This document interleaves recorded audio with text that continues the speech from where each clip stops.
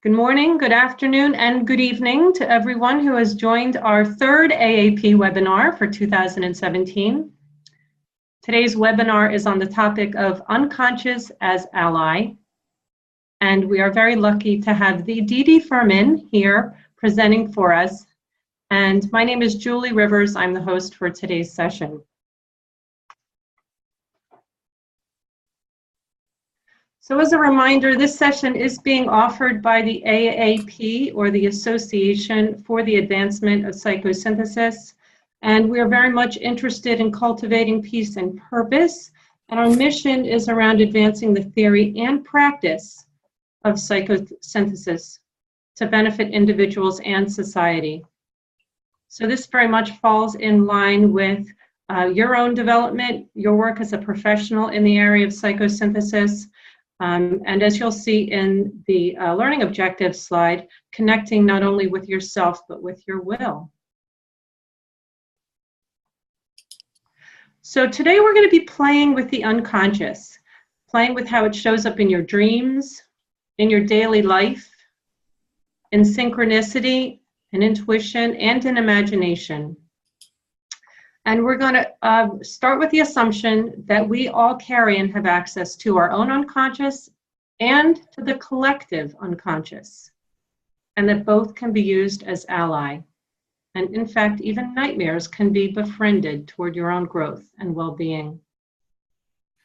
So if this topic is of interest to you, if it's something that speaks to you in terms of your personal growth, or for you as a professional, you are welcome to join this session. You have come to the right place.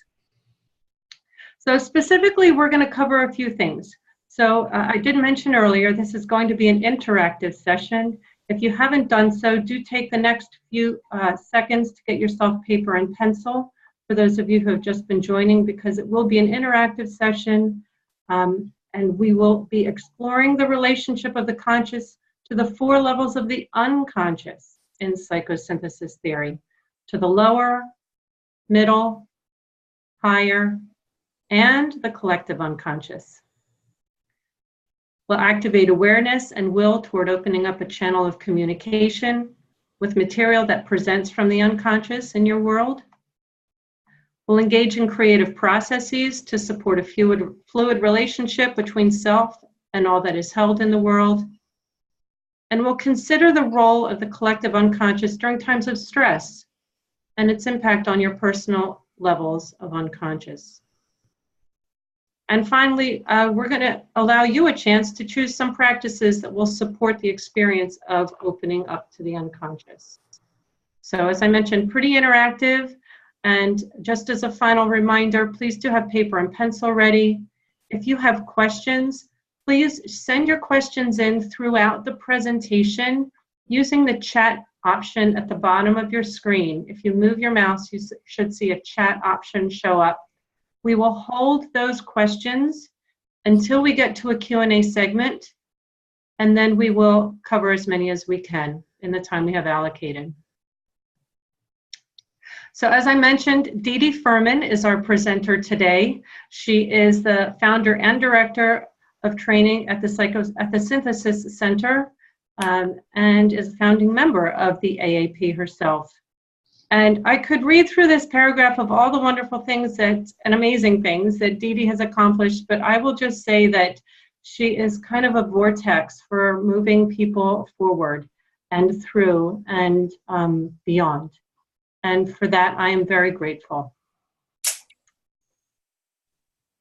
So actually, we're going to skip the Zoom slide.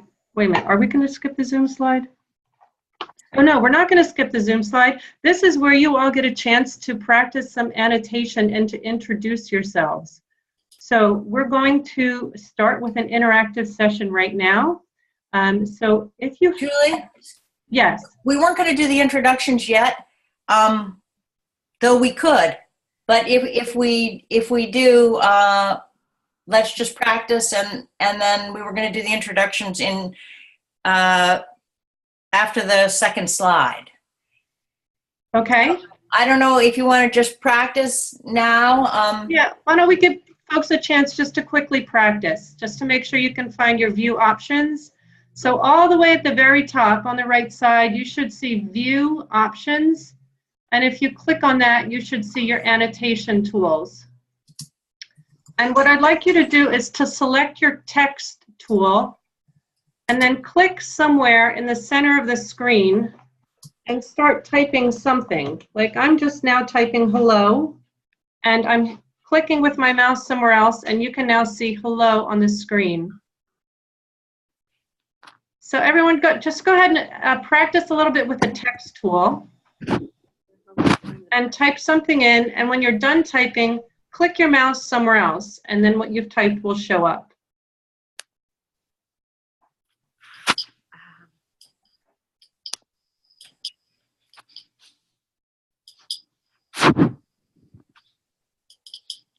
Excellent. Okay, a couple of other things about the text, about the annotation tools. You don't just have the option to type text. You can go into the draw option. So right next to text, you should see draw. From that menu, you can choose any one of a number of tools to draw with. So I'm going to go pick the check option, which is all the way on the right in the middle row. And now I'm going to add checks around the screen. Hi, I'm from Worcester. Hugs and kisses. And go ahead and practice with any of those tools, just so you get a chance to connect with them.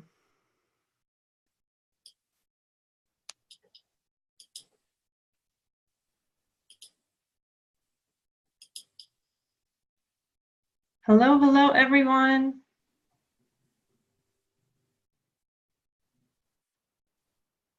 Okay, so I think with that, everyone's had a chance to practice.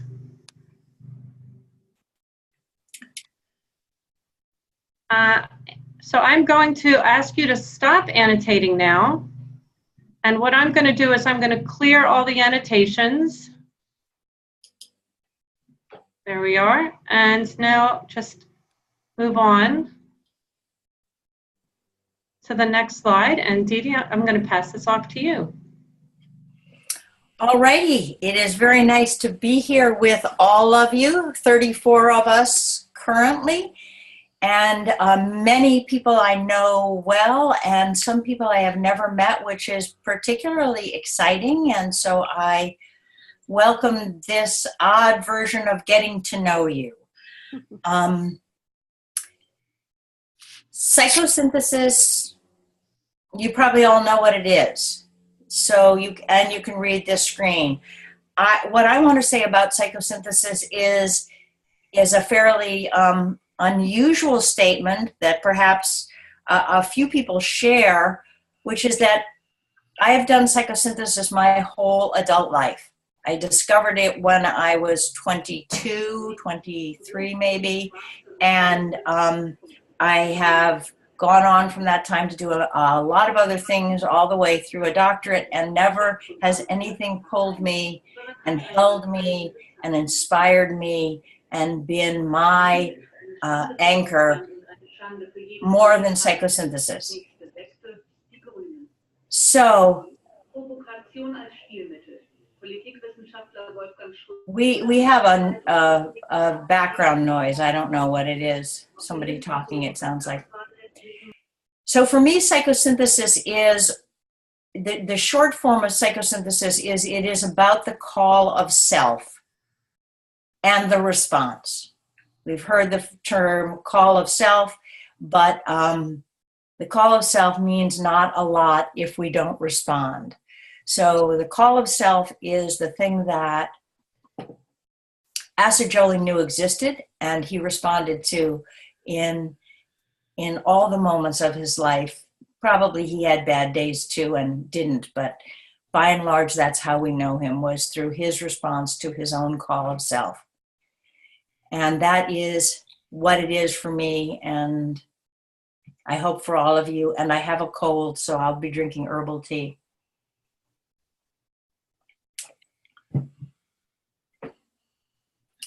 So yeah, psychosynthesis is cool. That's all I have to say about it. Read the book. Okay. So, unconscious as ally. I'm not sure where this idea came to me. It didn't come to me there, but it feels like the core of our next level of expansion is that we come to understand who we are, not just in the personality ways that we know ourselves, or if you go through the list of the ideal model, all of the projections onto us, our identification in the world, what country we live in, what our gender identification is, what our roles are, all of those things. But there is so much more, and I will also dare to say so much less, to who we are, that becomes part of the quest for me, is to expand the consciousness until I find out every single year or day more of what lies behind what we are conscious of. And whether we're working with people or working on ourselves, whatever limited version of ourselves we present to ourselves or to the world, we know that there is more and more and more and more and more until we look at this picture and say, that is me. And we look at each other and say, that is me. So, now we're going to get to know people's names on our annotation screen, because I want to ask the question of you, what do you know about yourself that is more? So when we get our annotation screen up, we're going to take just a few minutes, because again, it's a big group now, 35 of us, but I would like you to write your name and one thing about you that is more. So your screen should be up. Get your annotation tool.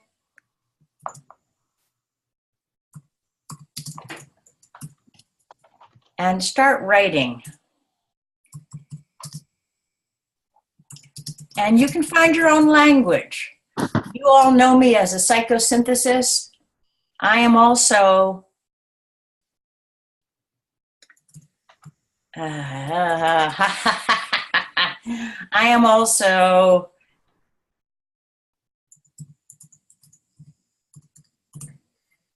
invisible.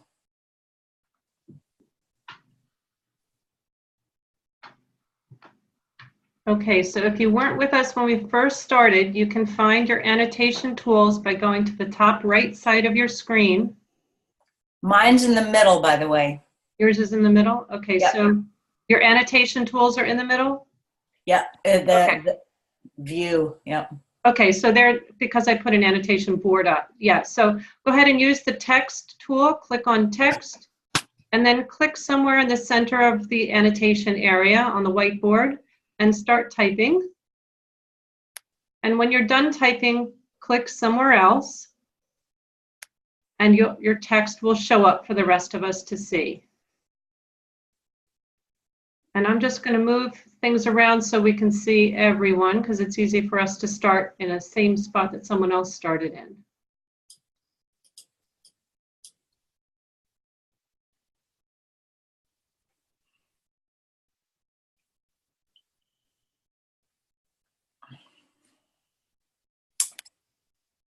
Okay, there are some folks who aren't able to type, someone who's on an iPod who's not able to get in. So just want to welcome everyone, even if you're not able to type for some reason.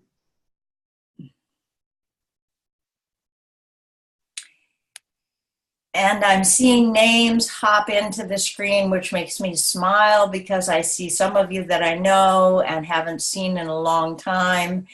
Some of you that are old dear friends, and again, some names that I don't know, which really excites me. And if you can't type on the board, go ahead and type into the chat screen and I will read it aloud. Yeah, so go ahead and type right into the chat. So Sam is joining as curious. I'll just read these aloud for folks who've added a chat.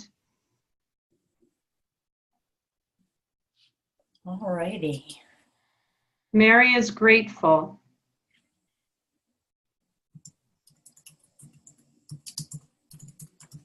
Dirk is searching. Judy is creative. Sakura is an explorer.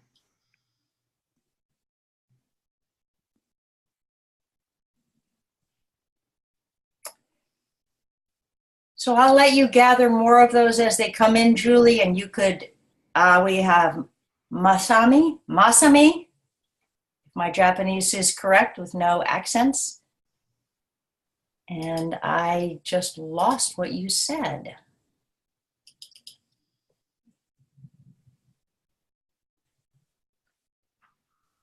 So let's just notice that we've all stretched outside of an identification where I say, hi, I'm Dr. Furman and blah, blah, blah.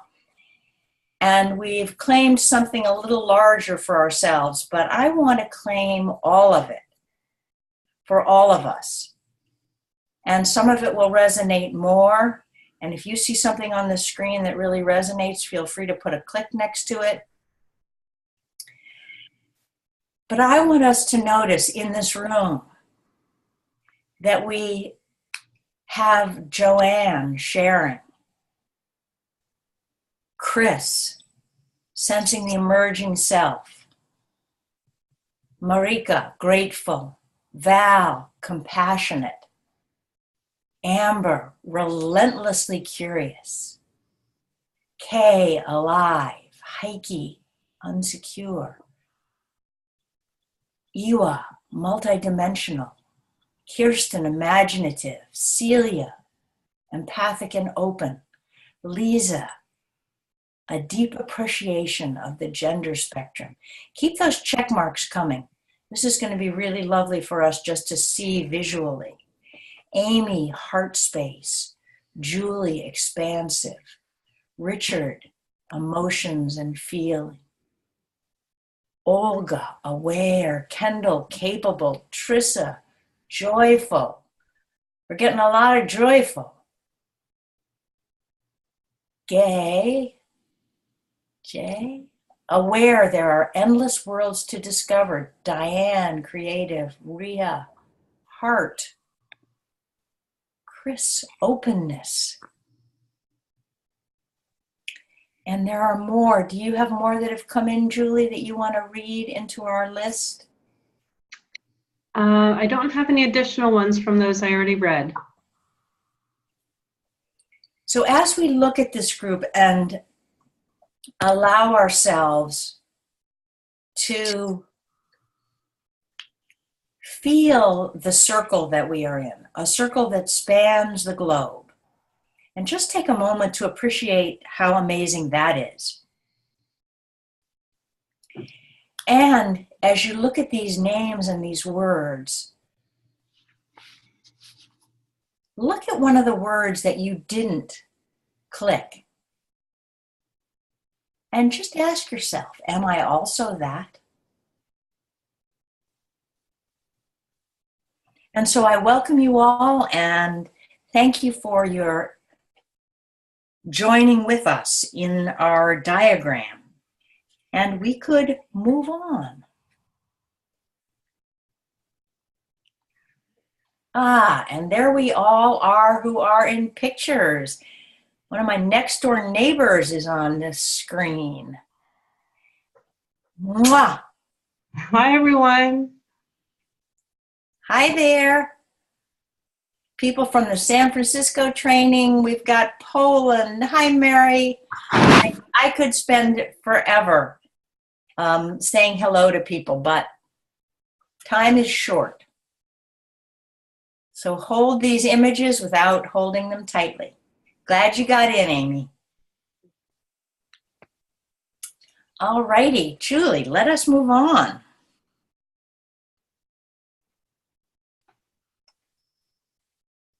To our next slide. Aha, you've all seen that before. So it only takes looking at the egg diagram, our classic core psychosynthesis map, to understand how much more we are than the consciousness which we claim to know. And all of the identifications that even after years of work in psychosynthesis still represent only a fraction of who we are. If you've ever had a nightmare or been plagued by scary images, the thought of dreaded possibilities, the night before an election or something like that, the unconscious may not always seem like a friend to you. If you wake up with a start, scared by something you can't understand or can't even remember, that doesn't feel too friendly. If your husband, in my case, wakes up with a yell because his wife, me, dreaming and sleeping in his arm, bit him, really, neither of us feel like whatever was going on in my unconscious is an ally. And what's really important is that I don't get to just then open the door and say, yo, unconscious, what did you mean by that? It has its own way of talking to us. And so that bite, it's still a mystery, though. Probably both of us really know that I was awake when I bit him, but please don't tell him that. And so to the next slide. Not really. I really was asleep and we were both surprised. So whether we feel like the unconscious is an ally, and at times we do and at times we don't, let's work with the assumption that waking or sleeping, it always is. The unconscious and how it presents itself to us is designed to be our ally.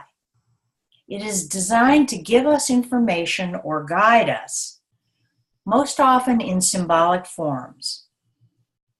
And these symbols have something to say.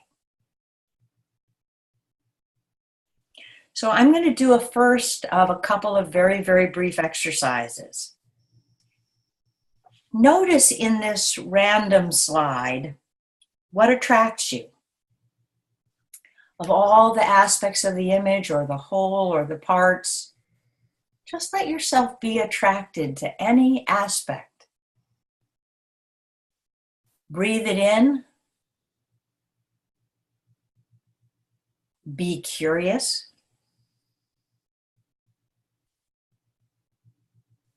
And appreciate that you and your unconscious have somehow related to this random picture. If you have your notepad and something came to you about why you were attracted to the rabbit ears or the words or the fan, feel free to note it, but also feel free not to know why you were attracted to the triangles or to the pattern in the bottom left. Just allowing yourself to experience the attraction to the symbol is the first and perhaps most important step in creating our alliance with the unconscious. So our unconscious is always working. And our brain is always working, apparently, and sometimes overtime. More or less, our conscious mind, when it is centered and we are most in our I, wants the same thing as our unconscious mind does, as our brain does, as our body does. This unit that we are is of a piece.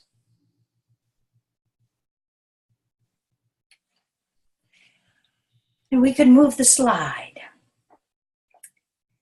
And our unconscious works because it is picking up data that we are not picking up. As I am walking along in the woods in New England, paying most attention to whether a deer tick is going to get me or whether there's a bear in the woods, my unconscious is also scanning for anything else. And when it sees a snake, it jumps back. And then I bring my consciousness to bear to determine whether it was in fact a snake or if it was a stick. And you could switch slides. So knowing that the unconscious may tell us snake when in fact it's a stick, we can be thankful that it is looking our awareness outside of our conscious view of the path is looking not just at the door we think we're walking through, but is scanning through all of our psychological functions, everything that it can access, so that we can come through the door. And here's a way to think of the unconscious in general.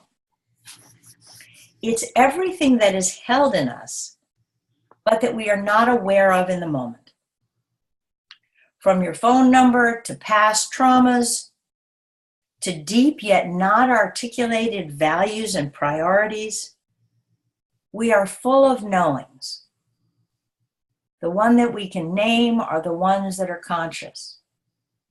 The ones that we find and explore by accident or by the nature of making one choice over another choice, and that surprises us, tells us a lot about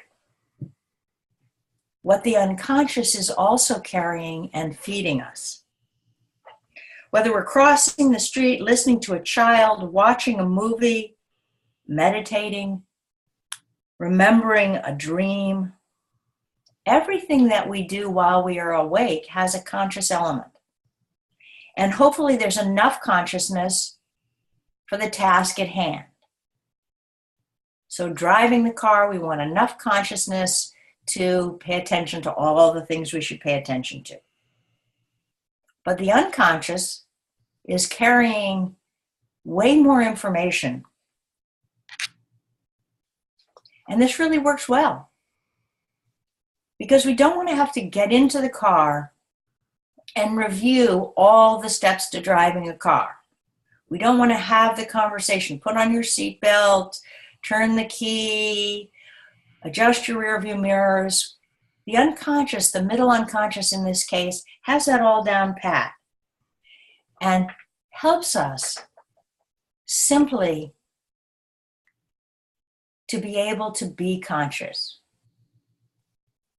There's an old joke or saying, somebody sees the centipede with 100 feet and says, "How can you walk with so many feet?" And the centipede, who had never asked the question before, had always walked fine, starts looking at all of his or her or their feet and starts falling. Too many feet for the consciousness itself to manipulate, but the unconscious has no problem. So let's go to our next slide, the earth egg, what we call at the Synthesis Center, the earth egg.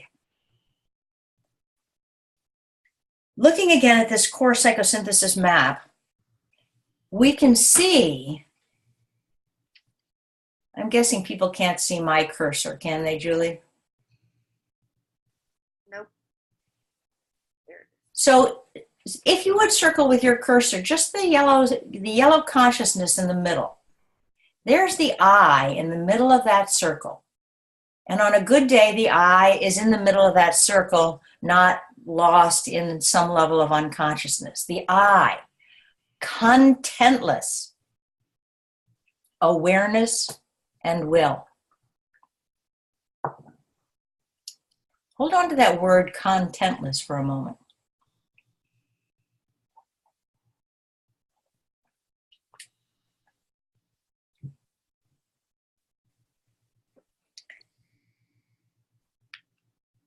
Contentless awareness and will points us to the deepest story of our unconscious alliance. If in truth the I is contentless awareness and will, it is unstoried.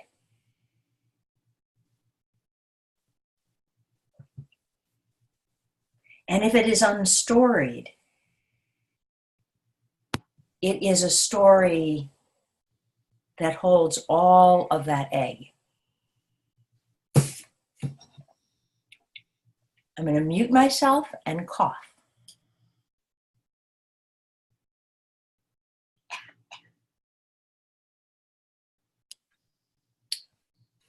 So part of my story is I went to visit my brother and his daughter and her new baby.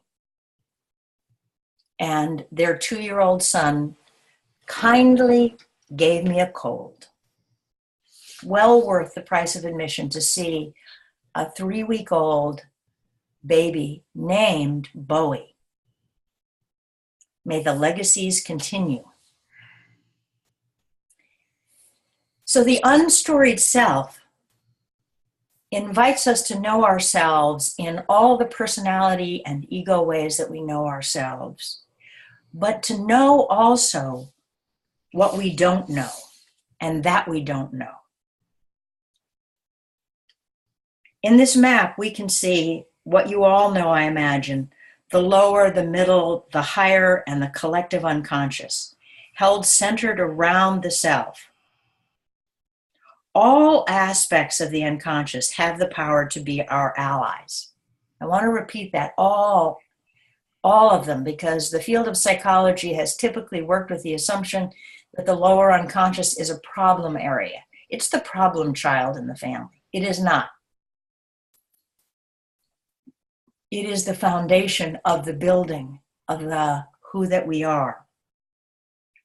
But if we attempt to suppress or deny the contents of unconsciousness, they may become challenges to our own stability. So I'm not going to define all of these areas. You know them all pretty well as people who have some psychosynthesis experience. And I'm happy to send you this whole written speech if you want more details. But I want to just talk a little bit about what it's like to hold the whole.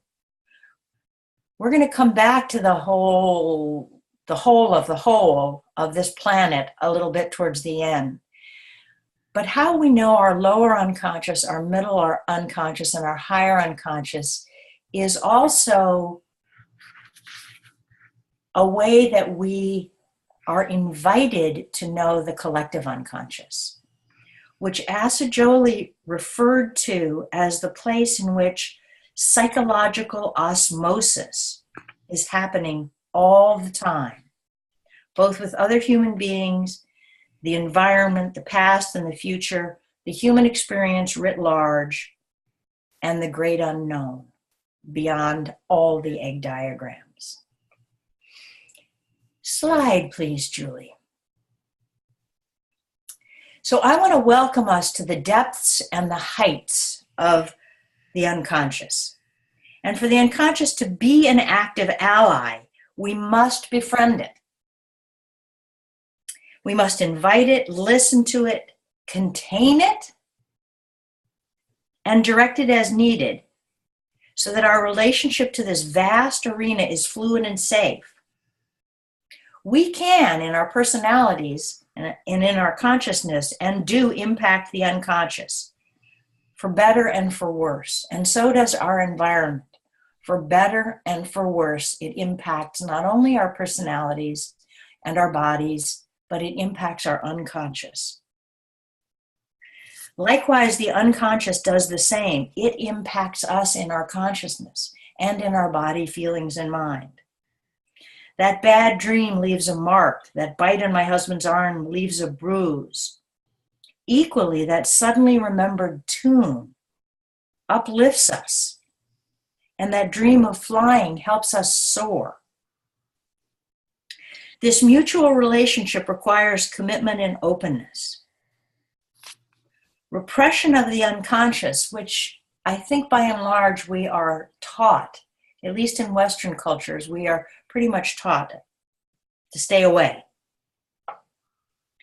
Repression denies us access to the depths and heights that will enrich our lives.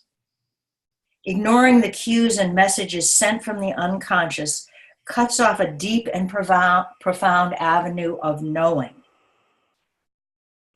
and of guidance.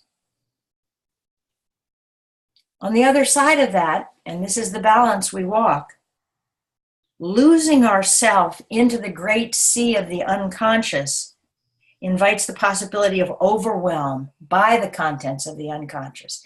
If we deep dive into the lower unconscious or the higher unconscious or the collective unconscious, and I just had a thought. Deep diving into the middle unconscious is probably what we call OCD, where we're always just paying attention to every single thing that's lurking in the middle unconscious. But I want to be clear that all levels of the unconscious, if we deep dive, put us at risk. But no level of unconscious puts us at risk if we tread carefully, consciously, lovingly, and compassionately into those arenas.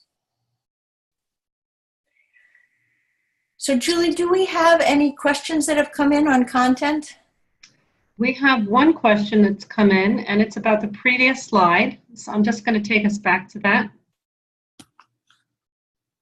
And the question is about the dot at the top and the bottom of the egg diagram and the meaning of those dots. A very, very good question for whoever it was who did not train with me. In the history of psychosynthesis, Assagioli put a star at the top of the egg diagram, the higher self, and he put a star in the middle of the diagram, the personal self. He said quite clearly there's only an apparent duality between the two. There have been conversations not too many years ago about getting rid of the higher self and just assuming that the self in the center was the whole self. Long, long, long ago, within the first 5 years of my work in psychosynthesis, we put a star at the bottom of the egg, and you can see by the coloration of the yellow that is on the inside circle in this mandala drawn by one of our past staff, Claire Goodwin, that we are working with the assumption that self exists in every level of the unconscious. Self exists in the dark night of the soul, self exists at the kitchen sink, and self exists at the mountaintop.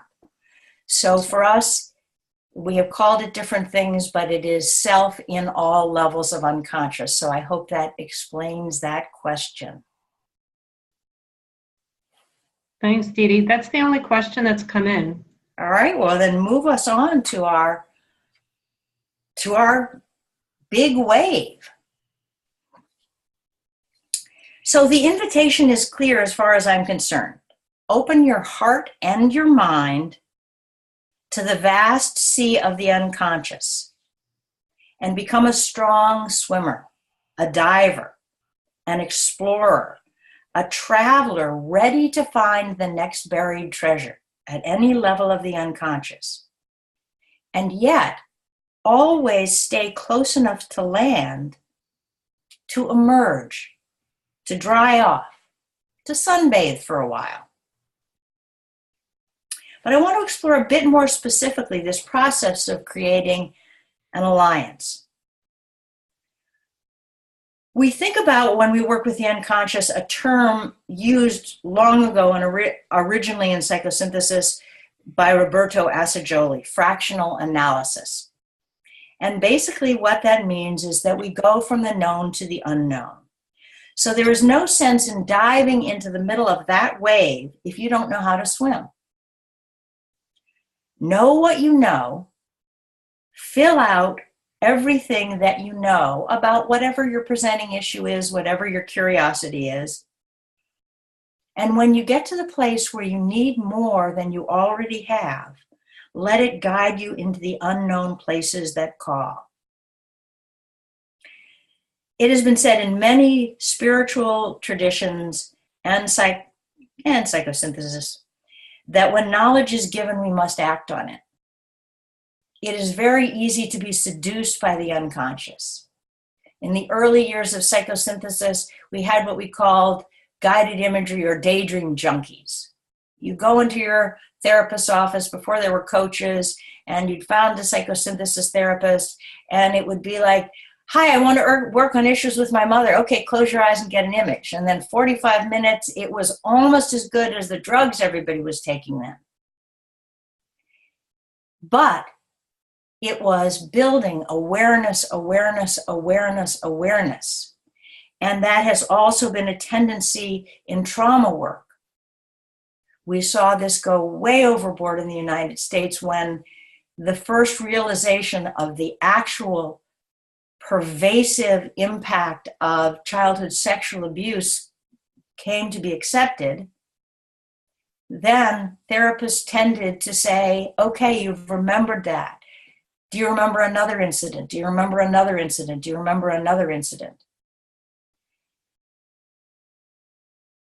Awareness is always balanced by will. If I am given a message from the higher unconscious or the lower unconscious, then it's my job to act on it before I need more information. If I go into my therapist's office and say, I think I may have been abused as a child, that's all we need to begin with. Then we want to flesh it out in terms of what it means, what the impact is, what do we need to do about it. If I have a message from God, and the message says, be kinder, and then I keep working with evocative images of patience and creativity and curiosity, but I don't pay any attention to kindness, I don't need more information from the unconscious. But the unconscious will kindly continue to give us the information it needs. It needs us to have. So I like to think of it as the unconscious will tap me on the shoulder. It'll tap me on the shoulder once. It'll tap me on the shoulder a little harder the second time. Smack me upside the head the third time. If I don't listen, it's not going to keep talking. I think of this as the in-breath and the out-breath, awareness and will. Every experience of awareness needs a corresponding experience of will. So just take a moment to breathe in and breathe out. And just imagine that this same in-breath and out-breath is the way that we explore our unconscious. We take in a little bit more, and then we do something with that. So the way I think of it is that we look first with our eyes open, and then we explore with our eyes shut. We walk first in the light, and then we take a flashlight into the darkness. And then we learn to be comfortable seeing by the light of the moon. And then we learn to trust the darkness where we cannot see at all. Slide.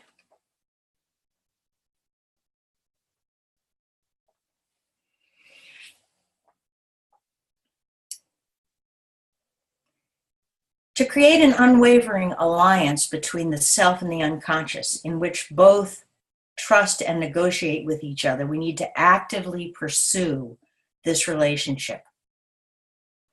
And to do this means being both receptive and active. And I want to look at techniques on both sides of the yin-yang balance of being in harmonious and balanced connection with our unconscious. So here you see on our slide that we could skip from stone to stone to stone, presumably from one shore to the other without ever dipping our feet in. But we can also dip our feet in when we need to. And we can also see that the stones that seem to have nothing growing on them take us to stones that are clearly being given life for us to see from the unconscious. So by the time I get to that stone on the far right, where a little pine tree is beginning to grow, my unconscious is talking to me, and I want to listen to it. So I want to talk about both receptive yin techniques and active yang techniques. But let's start with receptive techniques for creating an unwavering alliance with all of the levels of the unconscious. So the first receptive techniques start with an assumption and a conscious decision to pay attention to what comes into our consciousness. So if we walk through our days like this, and many of us do, the to-do list being the blinders that keep us walking forward, walking in step with whatever our should list is, we cut out our receptivity to whatever else might be presented. So it needs to be a conscious decision that I will keep my eyes open, I will keep my senses, all my psychological functions open. Again, you could distort that and walk into a tree because you're paying attention to everything else. But we're pretty clever. And what this allows us to do is to soften the boundaries between our conscious world and our unconscious world, which will allow more insights to enter. At the very simple end, this looks like the old directive to stop and smell the roses. And how many times do we walk right by that beautiful flower and not stop? But ask yourself bigger questions, contextually appropriate. Did we notice that hawk that flew overhead? Did we really listen to our friend we just talked to? Both verbal, nonverbal cues, or were we just getting through the time because later on we had something else to do? Will we allow ourselves to sit with a dream we had last night and let it sink in? Not try to grab it and strangle it. Billy Collins, a US poet, talks about poetry, and I think of the same thing with the unconscious. He says, when I teach poetry to students, they want to tie it down to a chair and strangle the meaning out of it.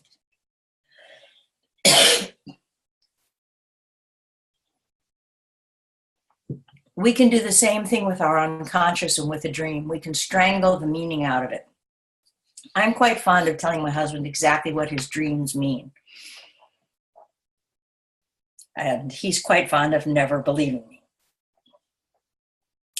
So, as we allow a dream, for instance, or a piece of information, or a curiosity, or a synchronicity to slip into our consciousness, we don't need to have our cognition grab hold of it and be able to explain it to us so we can put it down in writing and say, aha, now I understand. The unconscious does not need us to do that, to get that information. But working with our dreams, whether we work actively with them, doing many dream techniques, or simply sit with the dream long enough to let it sink in, is one way. Listening to our bodies, our emotions, our desires, and our deepest desires. Noticing and inviting in symbols, images, sounds, and experiences that move us. These are ways to soften the boundaries so our unconscious can speak. Paying attention to synchronicities is a really important and another way. If it happens once and it happens twice and it happens 3 times, somebody wants us to pay attention. We want us to pay attention. Mindfulness practice inviting intuition by clearing the mind, asking evocative questions, and again, not demanding an answer that we can hold on to and write down, but just asking the question, what does it mean? So I wrote down, when we first had our annotation, I am Dee Dee and I am invisible, and I have no idea what that means. But I'm curious. And curiosity is one of the most important qualities you will bring to creating this unwavering alliance with the unconscious.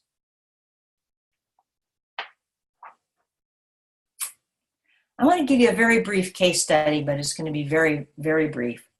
I worked with a woman, a young woman in her mid-20s who had been a ballerina in New York City in one of the big troupes.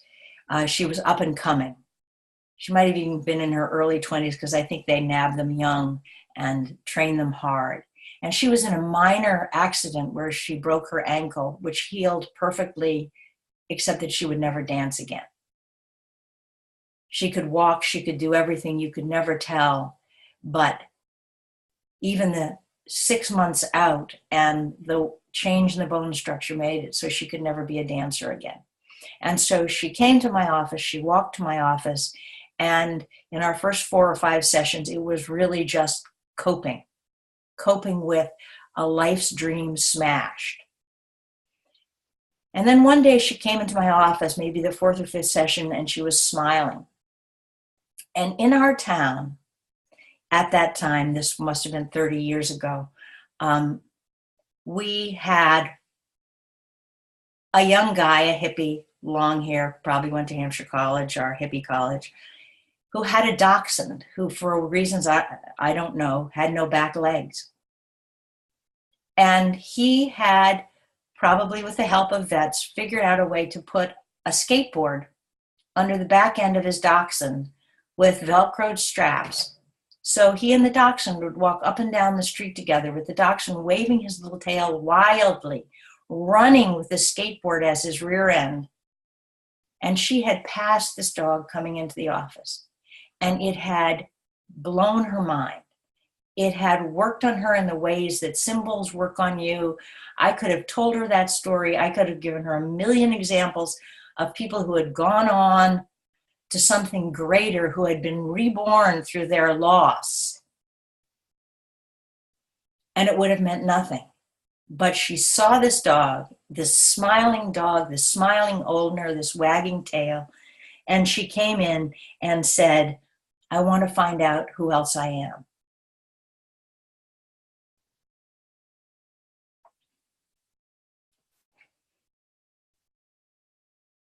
So let's move to the next screen.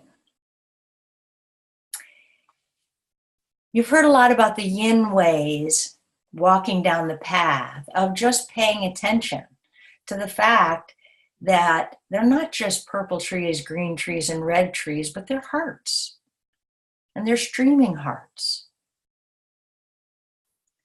So I'd like to ask you now to take a moment to either close your eyes or soften your gaze.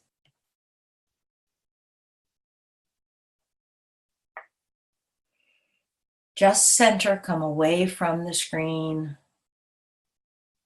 And then open your eyes again and look around you in whatever environment you're in. Whatever you see, find something that calls to you. Could be the light switch, the door, your own hand. Without any knowledge of why.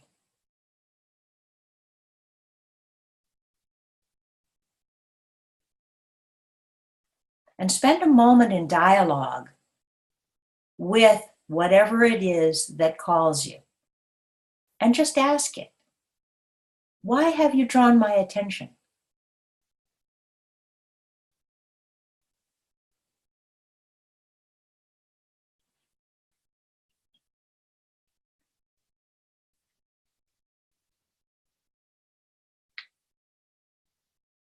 And you may get very clear answers, you may not. That's fine. Take a moment to write your notes. You got an answer or you were just drawn. to this or that. And you will write that down so that you know that you have allowed your curiosity to hold to the image. And it will ripen. And for sure, allowing ripening is important because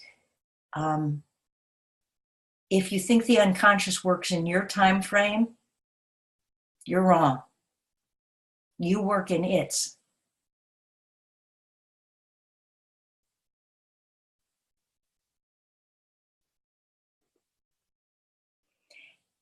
And if you got a one-word answer or something came up that felt really important that you can write in the chat box to Julie, we can hear a few words. So take a moment to move your notes.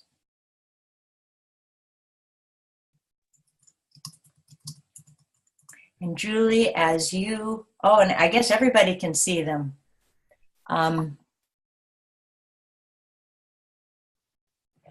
Let's see if we can get a few more. What did you get from your yin receptivity to something you did not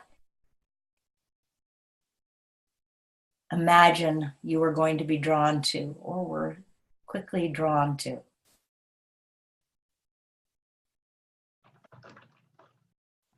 And if you're typing in a message, you have to hit your return key for it to come back up. So what did your yin awareness tell you? The water of life. Look back and smile and keep moving forward. Wasp's nest, come back to me. Inherent beauty.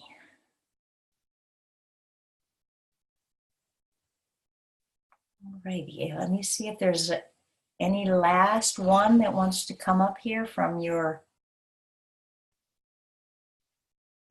A mirror in the room had a lake-like reflection, deep diving projection. Light bulb, light, holding a sword of light into the dark. Wow, now we're playing in the collective unconscious. Notice that for a moment. All righty, thank you very much. A synchronous pattern, yes, absolutely. And synchronous, oh, I just put away one, let me, Julie, one more came up. Can you read the last? Yeah, we have two more. One is transparent layers. Another one is drawn to the horizon, not smooth, but bumpy. Why drawn to my attention? The answer, you can jump at any time to your life stream. And we have more that are coming in. Would you like me to read them? Why don't we take turns? Where did you end? You ended it with lake or is wavy and gentle for a chain? Why don't you start there? Okay, so there's the lake. So you go to green. Green and yellow birch leaves against blue sky. Endless. Consciousness is on and off, moments. Be the light. Bright sunny day and sky. My light bulb is about illuminating who I am and seeing others as who they are to me. And we will end with the earth, calling not just me, but all of us home. Thank you.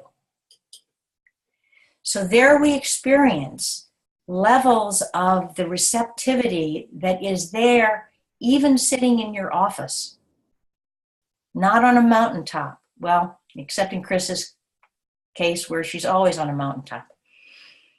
All right.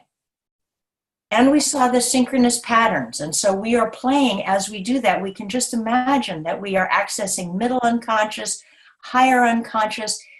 We got a little bit of the lower unconscious, I'm guessing, in there, and we came together with some of the collective unconscious just from that moment of looking at In my case, a water bottle. Somebody else looked at a light bulb. Let's have the next slide. Okay.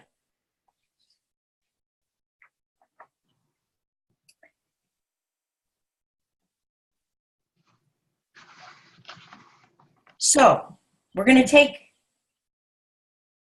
one moment to look at this. It's your basic ink blot. Freud will know exactly what's really going on with your answer. But given what you've just explored, hold yourself in view of that single image and see if more comes. This is just an invitation for us all to come back to share one image. We're not going to type it in. We don't have the time. But if you see something else that adds to what you got in your first inquiry into the yin unconscious receptivity, add it to your list now. So take a note before we leave the glowing blue and yellow ink blot. Alrighty, and our next slide, please.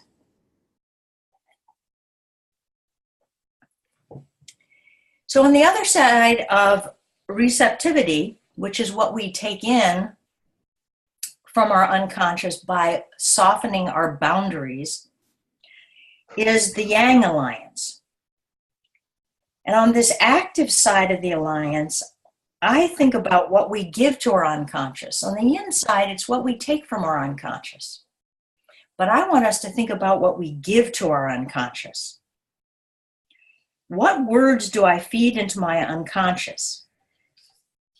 If we repeat our old and limiting messages, if we allow our subpersonality dialogue to be the primary bandwidth, the radio station we listen to, if we overwhelm the mind with any content, it doesn't matter what content, if we overwhelm the mind with divinity, divinity, divinity, divinity, we forget to pay the bills. If we overwhelm the mind with, I'm a jerk, I'm a jerk, I'm a jerk, we probably pay the bills twice and still feel guilty.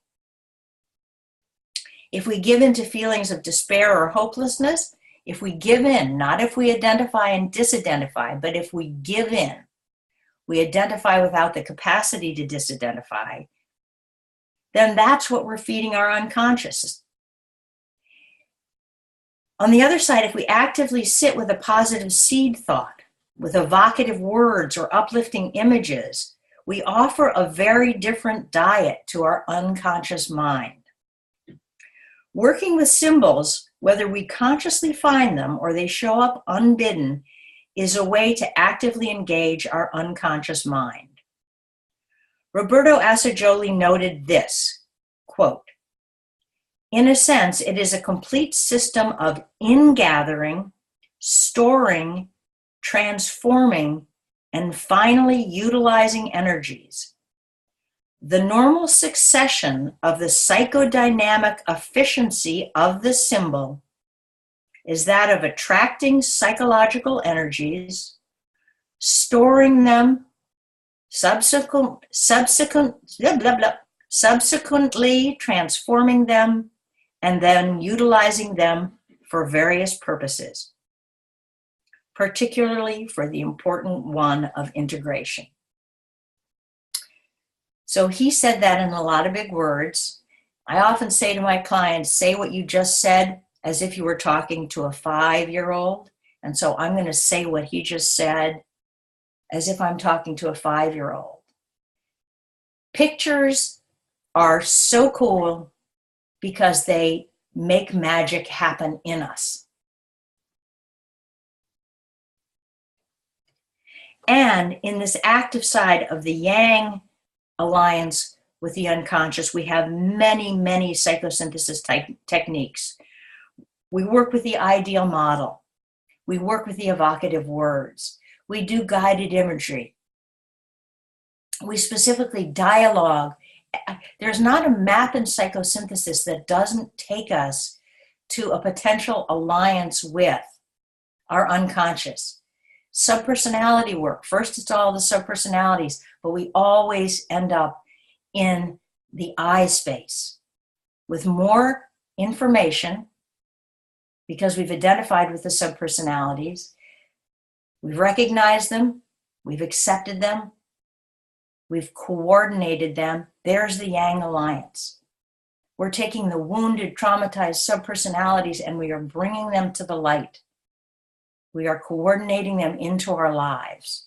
So I want to do one more exercise with you. I want you to imagine that you are walking over this bridge. But I want you to walk over the bridge with a very big question.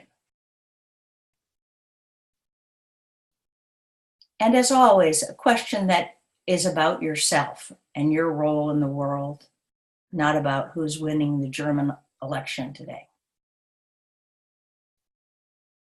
So think of a big question. It may be one you always ponder, and it may be one that just comes to you right now. And then again, closing your eyes, settling your breath, holding that question with your eyes on the picture or closing your eyes and going to any bridge.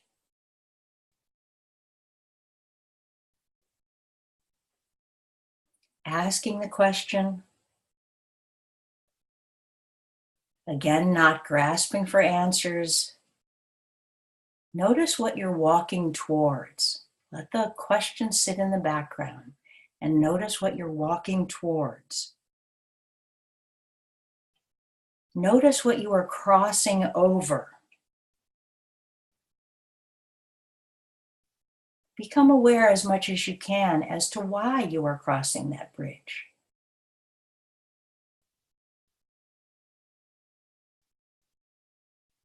And see, in this moment, if there's more information on your big question. And again, Julie, I think we have the time, so I'm going to invite people just for a minute or two to type in the chat box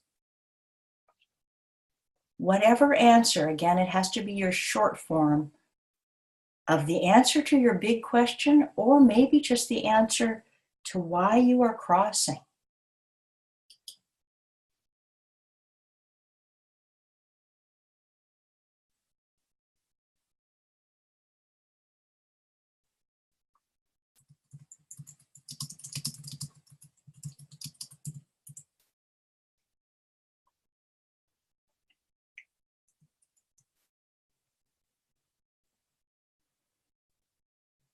The Yang Alliance tells us that we're walking across the bridge because we are moving on for connection, because of the will. And Yama, we did see your writing on the screen, so if you want to write your answer, we are seeing what you are writing. We are walking to the fertile landscape to experience beauty.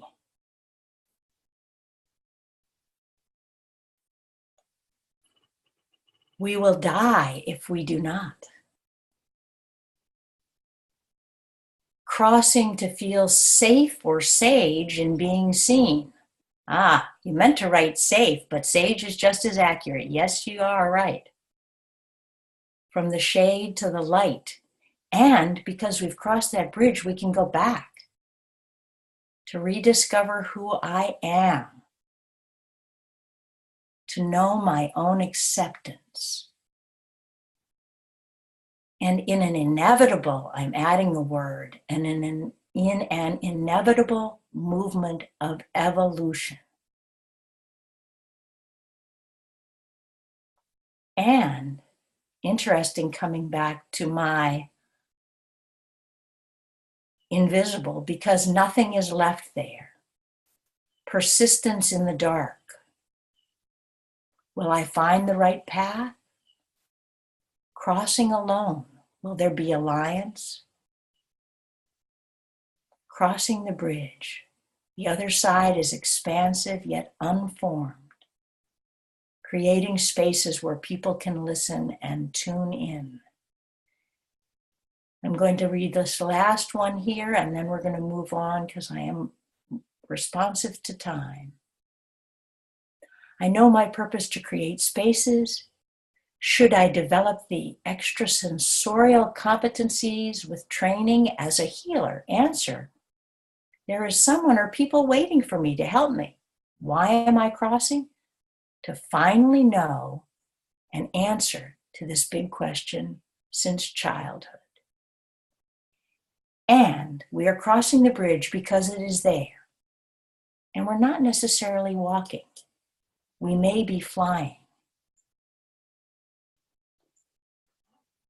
Let us move to the next, and somehow we have gotten our annotation out of the dark and to the promised land. But let us move to our next slide. And I want to talk for a minute, and we will have time for Q&A, so this is going to be short, but you're going to end up with one more annotation. In an uneasy world, this alliance with the unconscious builds our capacity to be whole. It is work we do forever. It is the work we are called to do even more deeply in times of personal, cultural, or social distress. In an uneasy world, how do we find our deeper truths? Calling on our own higher self, knowing our own personal inclinations, assessing and working through our own limited or distorted stories, we can aim to become the unstoried self who lives what we most deeply believe, where we will pull from the depths of the human experience to decide what is true in this house that is ours. The screen you see in front of you is what someone believes in someone's house. If we could move away from that screen to the next screen. I want to know what you believe. So taking 1 minute, as if you were going to make a sign like that says, in this house, we believe, write down the first sentence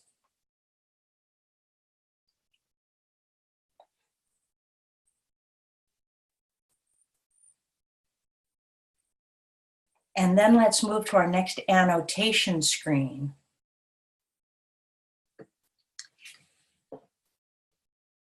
And by way of moving ourselves,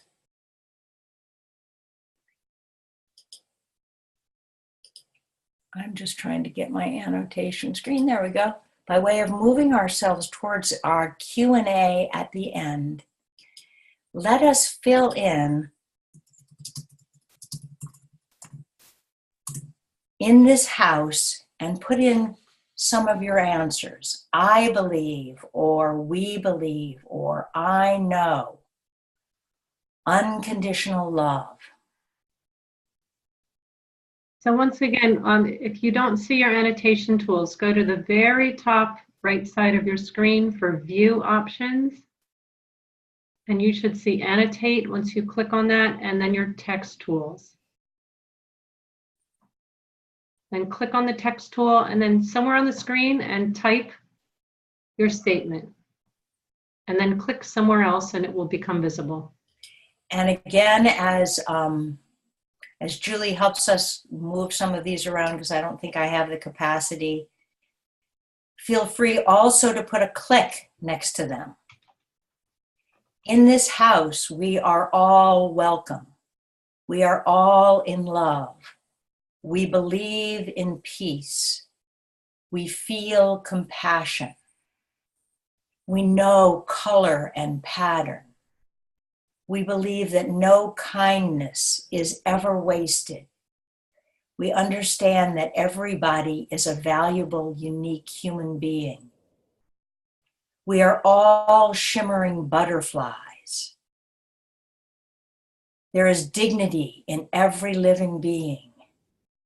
Your experience is valid and worth understanding. All life is sacred. In our house, we are always kind, and when we aren't, we forgive ourselves. We know humility in our house. We believe in a fundamental right to not only exist, but to exist with dignity. In this house, we are present. Take a moment to click your little green arrows. We are the fingertip extensions of the gods and goddesses.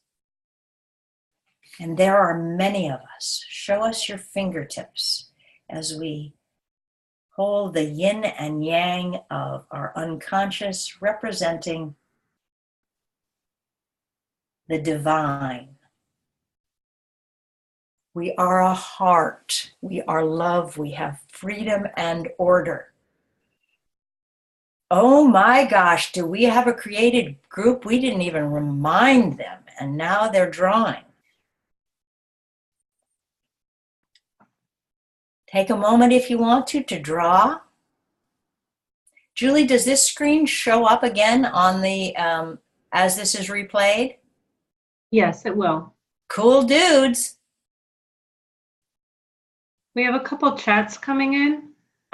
So somebody missed the instructions. The prompt was, in this house, just to type in what you believe using the annotation tools. And we hear, we don't fall, but we fly. And this earth will heal through our compassion. All righty. And now we know that we can color outside of the box. And boy, oh boy, there has never been a time that I've been alive that we need more to color outside of the box, at least in the United States, where the box is very small. All righty, so let us move to our next screen. Okay, I'm going to ask everyone to stop drawing because I have to clear them. I'm sorry, or these will all show up in top of the next slide. So I'm just going to clear them and we will move on.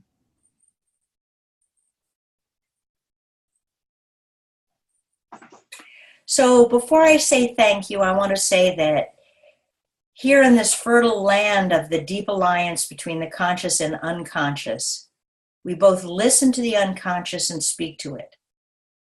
We choose to change limiting beliefs and distorted stories and conditioned responses that have been embedded in our unconscious by all the factors that fill a life.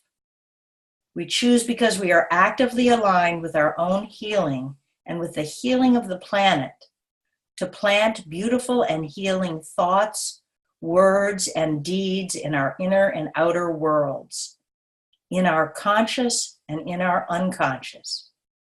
We are the traveler who walks freely between consciousness and its ally, the unconscious. So I say thank you. And